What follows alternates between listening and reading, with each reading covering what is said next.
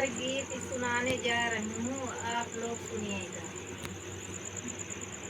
Thank you. मेरी mummy सुना रही हैं, आप लोग जरूर से जरूर। एक फूल फूले हैं काशी दूसरे बनारस से, दूसरे बनारस से हो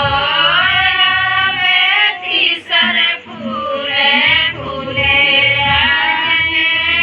हरे चौथे रानिया चला चौथे रानिया चलाए हो।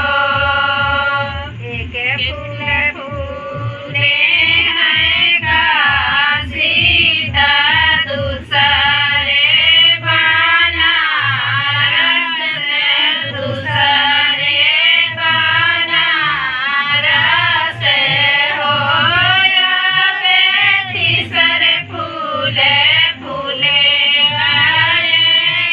हरे चौथे रानिया चला चौथे रानिया चलाए हो। एक फूल पाओ देवता शिव